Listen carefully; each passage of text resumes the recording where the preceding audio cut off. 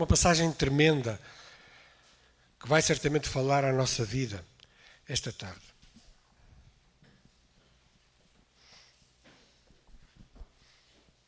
Marcos 8, 27,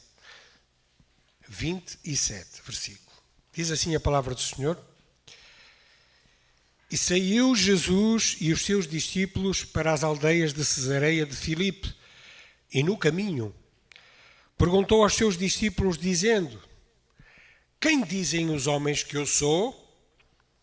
E eles responderam: João Batista, e outros, Elias, mas outros, um dos profetas. E ele lhes disse: Mas vós, quem dizeis que eu sou?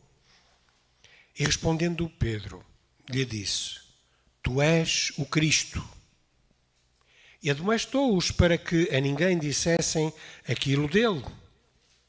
E começou a ensinar-lhes que importava que o Filho do Homem padecesse muito, que fosse rejeitado pelos anciãos e pelos príncipes dos sacerdotes e pelos escribas, e que fosse morto, mas que depois de 3 dias ressuscitaria. E dizia abertamente estas palavras. E Pedro o tomou à parte e começou a repreendê-lo. Mas ele, virando-se e olhando para os seus discípulos, repreendeu a Pedro, dizendo: Retira-te de mim, Satanás, porque não compreendes as coisas que são de Deus, mas as que são dos homens. Vamos orar.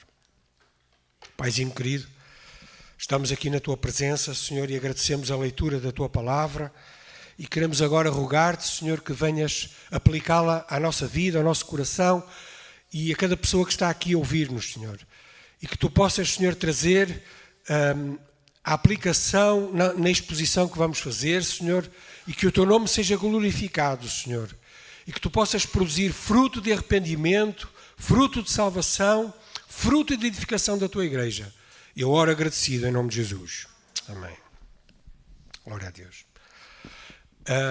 Esta passagem de Marcos capítulo 8 serve de transição do livro do Evangelho de Marcos. Ele encerra, no certo sentido, a primeira parte e agora faz uma transição para a segunda parte. E esta segunda parte de Marcos caracteriza-se do ministério de Jesus mais voltado para os seus próprios discípulos e também mais focalizado em Jerusalém e também nos arredores. Portanto, começa aqui uma trajetória do norte de Israel para o sul, para a cidade grande de Jerusalém, e então onde Jesus iria ser crucificado. Estes versículos são tão importantes que o versículo 10 fala, e no certo sentido sintetiza tudo aquilo que vai acontecer a seguir. Ele serve de mote para tudo aquilo que vai acontecer a seguir. Vemos aqui a primeira profecia explícita da morte de Jesus. Jesus diz claramente que iria morrer. E não só isso. É a primeira menção de como ele ia morrer. Na cruz. Diz aqui também. Mas não só isso. Ele diz também que iria ser rejeitado pelos sacerdotes, pelos líderes religiosos. E diz mais, uma coisa maravilhosa, que eles não compreenderam. Que passado 3 dias ele iria ressuscitar. Ele iria ressurgir. A primeira referência então aqui à ressurreição de Jesus. Mas olhando então para o texto, vemos aqui que este diálogo entre Jesus e os seus discípulos acontece no caminho de Cesareia de Filipe, e, que é lá no norte, acima, na parte de cima da Galileia, e agora o destino dele, de Jesus e os discípulos, era para o sul, para Jerusalém, rumo à cruz. É quando andamos no caminho com Jesus que nós temos capacidade para aprender que devemos tomar a cruz todos os dias da nossa vida. E então é neste trajeto, neste caminho com Jesus, e que nós também descobrimos Jesus Cristo como Ele é e a sua missão. Então surge aqui logo um diálogo e surge também uma pergunta. Qual é a primeira pergunta? Está no versículo 27 e a primeira pergunta de Jesus é muito curiosa. Ele perguntou: quem dizem os homens que eu sou? Quem dizem os homens que eu sou? E debaixo desta pergunta nós podemos também perguntar, será que Jesus estava numa crise existencial? Ele não sabia quem era e queria conhecer aquilo que os homens pensavam acerca dele? Será que Jesus não sabia bem a sua missão, quem ele próprio era e precisava de saber aquilo que os outros pensavam dele? Bem, a resposta é muito clara. Claro que não, não é? Jesus sabia bem quem era, qual era a sua missão. E ele, quando faz perguntas, Jesus, as perguntas de Deus são muito curiosas e as perguntas de Jesus também. Porque normalmente quando Jesus faz uma pergunta, ele deseja arrancar uma confissão. Deseja que os homens digam algo que ele já conhece, obviamente, porque ninguém ensina Jesus. Jesus não tem nada a aprender acerca das suas perguntas. Servem então para obter uma confissão da parte das pessoas que vão falar. É para isso que servem as perguntas de Jesus. Estas perguntas também que Jesus iria fazer serviriam de rastilho para a grande bomba que iria ser lançada nesta passagem. Pela voz de Pedro, mas aquela revelação não veio de Pedro, como vamos ver a seguir. Então a pergunta também serviria para nós conhecermos, irmãos, esta revelação gloriosa que vamos ver hoje. Então a pergunta, quem é Jesus? Quem é Jesus? Saber quem é Jesus é talvez a pergunta mais importante para o ser humano. Será que tu já sabes quem é Jesus? Bem, esta pergunta foi importante naquele tempo, mas é também importante no nosso tempo. Ela é crucial, ela é importantíssima. E então surgem aqui as primeiras respostas acerca desta primeira pergunta. E eles então, respondendo, os discípulos disseram no versículo 28, João Batista, e outros Elias. A mesma passagem em Mateus refere Jeremias também. E outros profetas. Então estas respostas até nos parecem um pouco estranhas. O povo estava confuso. O povo não sabia quem era Jesus. Na verdade pensavam que era um profeta. Mas eles pensavam que seria um dos profetas importantes, israelita, até que teria ressuscitado. Nós vemos isso lá em Lucas capítulo 9, versículo 19, que eles pensavam assim, que alguém teria ressuscitado, ou Elias, ou Jeremias, ou até outro dos profetas. Muitos dirão hoje que Jesus foi um rabi, que Jesus foi um bom homem, que Jesus foi um bom mestre, que Jesus foi um bom professor, que Jesus foi um líder até. Alguns até pensam que Jesus foi um líder político. Outros pensam que Jesus foi um anjo. Outros pensam que Jesus foi um Deus com letra pequena, um pequeno Deus. Enfim, há muitas ideias, e eu diria erradas, acerca de Jesus ainda hoje. Naquele tempo também existiam ideias erradas acerca de quem era Jesus. Jesus não era Elias. Jesus não era Jeremias, não era Isaías, não era um dos profetas. E então Jesus lança a segunda pergunta. E no versículo 29, vemos aqui então que Jesus diz, mas vós, quem dizeis que eu sou? A grande questão não é saber o que os outros pensam de Jesus. É saber o que é que tu pensas acerca de Jesus. Quem é Jesus para ti? Para os religiosos judeus, Jesus era um falso profeta. Para os governantes, ele era um rebelde perigoso. Para o povo, não sabia bem o que é que o povo queria, mas talvez eles consideravam-no como um guia religioso também. E então vemos aqui a grande resposta do apóstolo Pedro, no versículo 29, na parte final. Quando Jesus pergunta, mas vós, quem disseis que eu sou? O apóstolo Pedro, talvez com os olhos a brilhar, talvez com o coração a bater, talvez cheio de entusiasmo, ele levanta-se e diz, tu és o Cristo. Tu és o Cristo. A resposta de Pedro talvez verbalizasse a convicção dos 12 apóstolos, porque Jesus dirigiu-se aos 12. Não tenho dúvidas que os 12 ali concordavam com a resposta de Pedro. Mateus, na passagem paralela, lá no capítulo 16, ele amplia esta declaração e diz, tu és o Cristo, o Filho do Deus vivo. E Lucas, na mesma passagem, diz que, ele resume, és o Cristo de Deus. E é interessante que muitos não sabem ainda hoje que esta palavra Cristo, o que é que quer dizer? Cristo não era o nome de Jesus. Amém? Cristo é um título. A palavra grega Christus, que foi traduzida para a nossa Cristo, é a tradução do termo hebraico Meshiach, que é a fonte da nossa palavra Messias. Meshiach é Messias. Então, em português, Meshiach está relacionado com o verbo também relacionado com o verbo ungir. E debaixo de todo este pano de tradução, nós compreendemos que Messias é o Cristo. E Cristo é o ungido. É aquele que foi escolhido por Deus. Então, quando nós lemos no Novo Testamento a palavra Cristo, ou Jesus Cristo, significa Jesus, o Messias.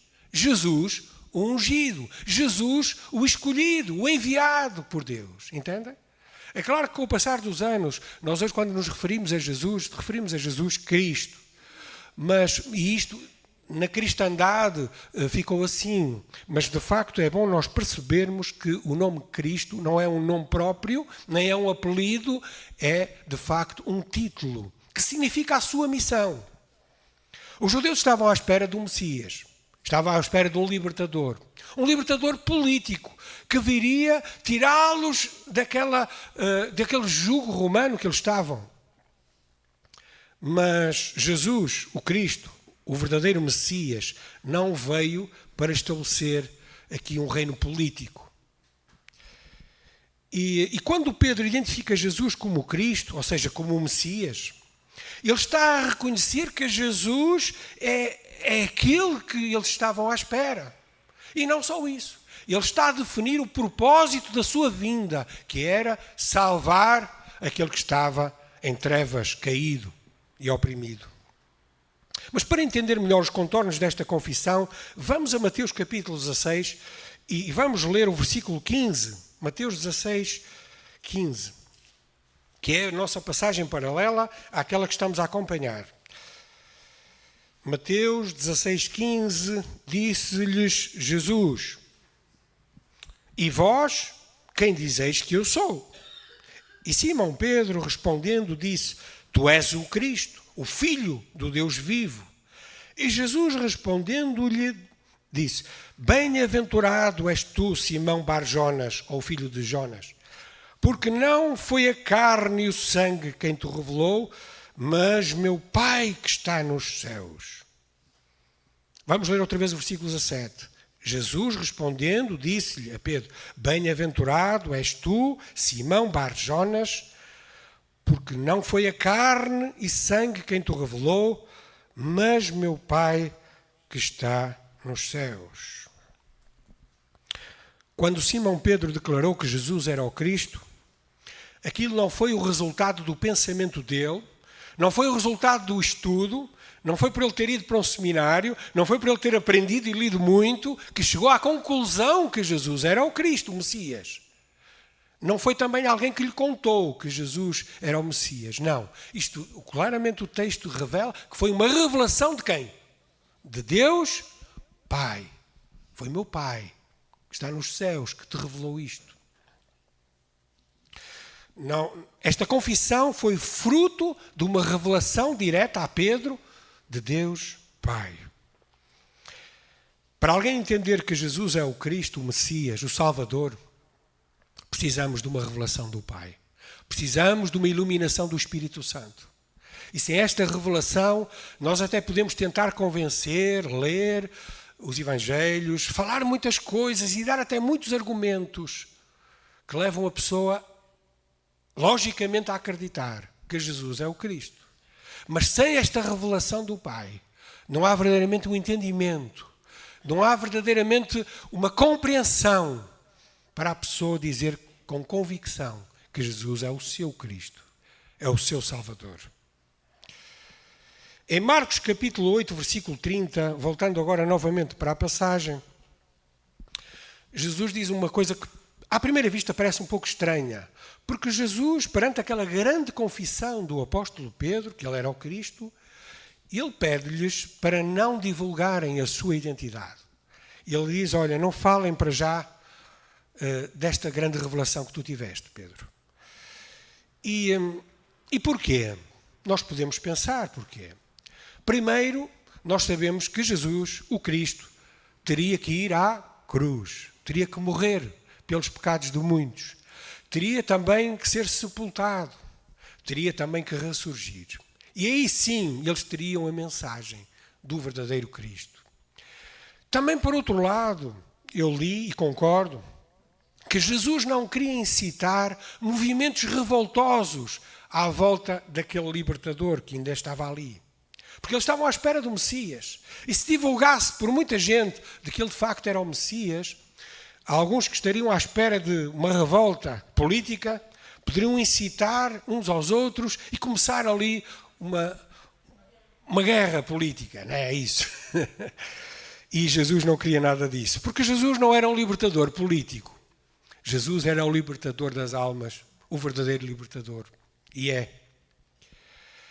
E a seguir a esta passagem, irmãos, no versículo 31, Jesus começa a ensinar que era necessário padecer muito, ser rejeitado pelos líderes, ser morto e, passado 3 dias, ele iria ressuscitar.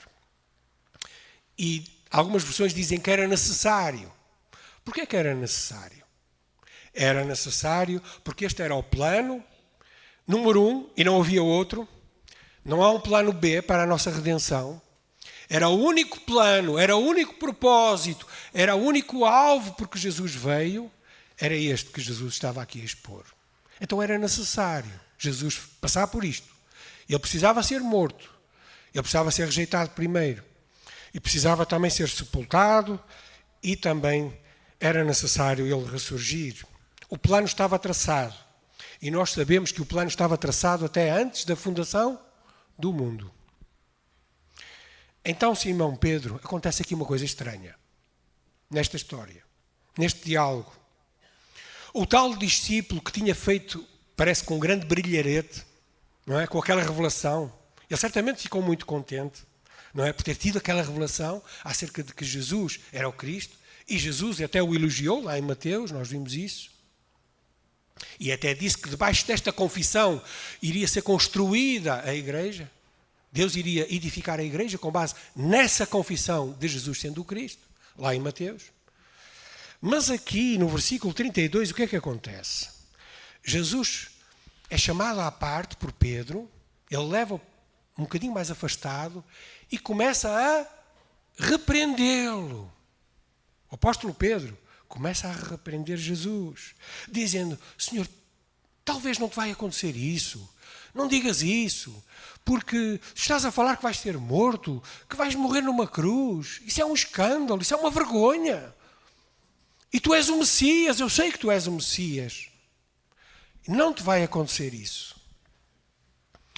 O Messias que Pedro idealizava, e talvez todos os outros religiosos judeus, nunca iria morrer daquela forma, cruel, violenta. E então, para Pedro, aquele Messias não poderia morrer daquela forma que Jesus estava a profetizar. Então Jesus identifica aqui quem está por trás daquelas palavras de Pedro e diz o texto no versículo 33 que, olhando para os seus discípulos e depois dirigindo-se a Pedro, falou para Satanás. Vejam este processo, irmãos. Jesus estava a ser repreendido dizendo que ele não ia à cruz. Não era necessário ele fazer aquilo. Então Jesus, cheio de autoridade divina, ele olha para os seus discípulos que estão ali, os 12, olha novamente para Pedro e fala para Satanás. E o que é que ele diz? Retira-te de mim, Satanás, porque não compreendes as coisas que são de Deus, mas apenas as que são dos homens. Irmãos, há muitas lições desta repreensão. Há muitas lições desta fala de Jesus. Eu gostava de dizer algumas. A primeira delas, irmãos, é que o Pedro iluminado, o Pedro abençoado que recebeu aquela grande revelação, pensou que podia repreender o Cristo, o Messias. Esta sua atitude revelou altivez, até uma certa arrogância, em repreender o Mestre, revelou também ignorância e revelou falta de discernimento espiritual. Deixem-me dizer isto, na nossa boa intenção e até às vezes razão, nós podemos estar a ser instrumentalizados por Satanás, irmãos. Na nossa boa intenção, às vezes nas nossas palavras, queremos ajudar uma pessoa, mas estamos a ser usados por Satanás, que foi o que aconteceu aqui. William Barclay diz assim: é coisa estranha e às vezes terrível que o tentador nos fale na voz de um amigo bem intencionado. Às vezes o nosso amigo é bem intencionado, até quer o nosso bem, mas ele não está a ser usado por Deus naquilo que está a dizer, ele está a ser usado muitas vezes pelo inimigo e por Satanás. Segunda lição: as pessoas mais usadas por Deus também podem cometer falhas e falhas muito graves. Para nós não devia ser estranho isto, porque nós conhecemos a Bíblia, amém? Sabemos os servos de Deus que caíram, mas isso não vai acontecer connosco, pois não? Nós somos muito fortes. E nós às vezes pensamos que estamos a ser tremendamente usados por Deus, e não falo só quem prega aqui, falo de muitas formas. E perdemos a noção de que somos seres fracos e que não temos a noção de que também poderemos cair, assim como Pedro caiu. Ele num primeiro momento está a ter uma grande revelação e logo a seguir está a dizer a maior barbaridade. Dizer a Jesus que ele não é preciso ir à cruz. Nós também somos assim, muitas vezes. E saber isto não deve servir de desculpa. E o Pedro falhou, eu também posso falhar. Nada disso. Deve servir de alerta para nós vigiarmos e termos cuidado, para não darmos lugar à carne e nem ao inimigo. E é muito fácil cairmos dessa forma. Terceira lição. O alvo de Satanás sempre foi impedir Cristo de ir à cruz. Como é que começou o ministério de Jesus? Com a tentação, lá no deserto. Satanás leva ao pináculo do templo e diz-lhe: se tu te mandares abaixo deste templo, de lá de cima, não vai acontecer nada, porque Deus vai proteger-te e enviar os seus anjos. Qual era o objetivo de Satanás? Destruir Jesus logo ali, no início do ministério. Qual é o alvo de Satanás? É destruir-te, é derrubar-te, é desanimar-te, é deitar-te abaixo. Esse não é o alvo de Deus. O alvo de Deus é levantar-te, é edificar-te, é aproximar-te dele. O alvo de Satanás não, é destruir-te, é arruinar-te, é entristecer-te, é levar-te a pecar. E ele tentou fazer com isso: lança-te do alto, lá de cima. Mas Jesus não deu lugar a essa tentação e resistiu com a palavra de Deus. Quarta lição: Satanás não conhece as coisas que são de Deus na sua totalidade. Ele só conhece as coisas relativas ao homem e a algumas coisas. Irmãos, eu quando pensei nisto, o meu coração encheu-se de alegria. Nós damos valor a Satanás que ele não tem. Irmãos, pense mais em Deus do que em Satanás. Pense mais no poder do Senhor. Jesus disse-lhe: olha, tu não sabes as coisas de Deus, tu não conheces nada. Tu pensas que sabes muito e estás a usar aqui o meu servo, mas tu não conheces nada. Tu só conheces algumas coisas dos homens, mas de Deus, zero. Irmãos, então nós vemos aqui onde é que está o poder, onde é que está a autoridade, onde é que nós nos devemos firmar. Deus conhece toda a tua vida, conhece todas as tuas coisas. É nele que tu deves agarrar-te, é no Senhor que tu deves olhar. Então, irmãos, isto deve dar-nos realmente confiança, alegria, e deve encher o crente de realmente deve andar juntinho a Jesus e ao Senhor, porque Ele conhece as coisas de Deus. Avançando um pouco mais, irmãos, depois destas lições, desta repreensão, há duas grandes conclusões finais que eu gostava de fazer.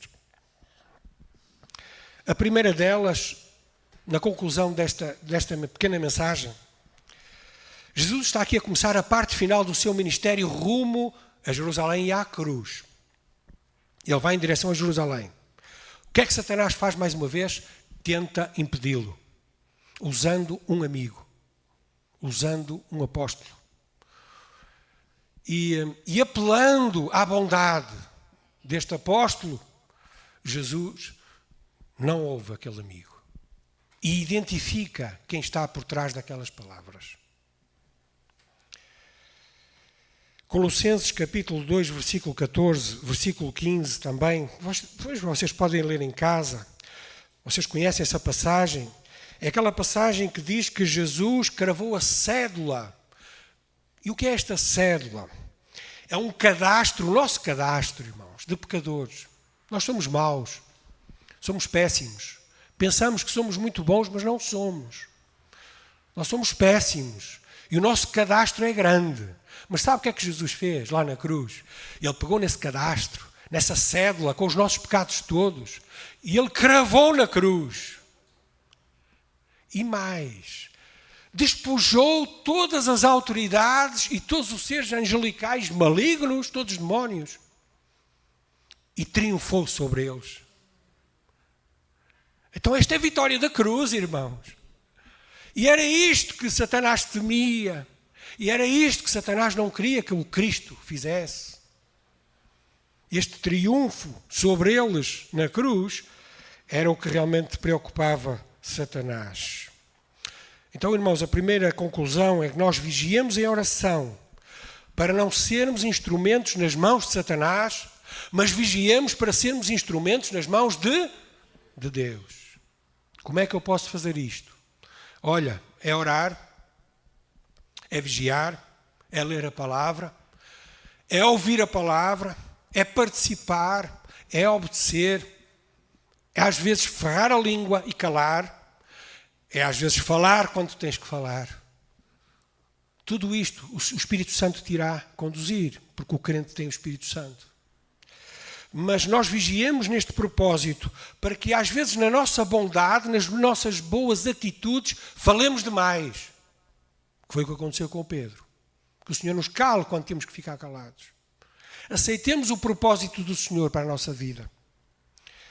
A segunda conclusão que eu gostava de tirar, irmãos, é que se tiver aqui alguém que não sabe quem é Jesus, que hoje seja o dia de conhecer o Senhor Jesus. E se há coisa que nós precisamos conhecer neste mundo, é quem é Jesus. E existem muitas opiniões humanas acerca de Jesus. Mas a verdadeira identidade de Jesus, somente Deus e a sua palavra são reveladas. Quem é Jesus? Quem é Jesus para ti? Olha, Jesus é Deus. Jesus é o Filho de Deus. Jesus é o Verbo, a palavra que se fez carne. Jesus é o Messias que veio para morrer e ressurgiu por causa dos teus pecados. Jesus é o único mediador entre Deus e os homens. Jesus é o Cordeiro de Deus que tira o pecado do mundo. Jesus é o caminho, a verdade e a vida. Jesus é aquele que te pode salvar. Jesus é o único que te pode salvar. Tu conheces este Jesus? Vives com este Jesus? Dás lugar ao seu senhorio na tua vida? Se realmente estiver aqui alguém que me esteja a ouvir, que ainda não sabe bem quem é este Jesus, ou até pode saber quem é Jesus, mas Jesus não faz parte da sua vida, porque nunca recebeu Jesus Cristo como seu único e verdadeiro Salvador, que hoje seja o dia aceitável da sua salvação. Gostava de terminar com uma leitura, uma citação de Hernández Dias Lopes, e diz assim: se não souberes com clareza quem é Jesus, estarás perdido na questão mais importante da vida. O cristianismo é muito mais do que um conjunto de doutrinas, ele é uma pessoa. O cristianismo tem a ver com a pessoa de Cristo. Ele é o centro, o eixo, a base, o alvo e a fonte de toda a vida cristã. Fora dele não há redenção e nem há esperança. Jesus é a fonte de onde procedem todas as bênçãos. Quem é Jesus para ti? É um mestre? É um bom homem? Não. Jesus é o teu Salvador. E se tu tens a certeza que Jesus já é o teu Salvador, que possas viver todos os dias da tua vida para Ele. Amém? Que Deus os abençoe.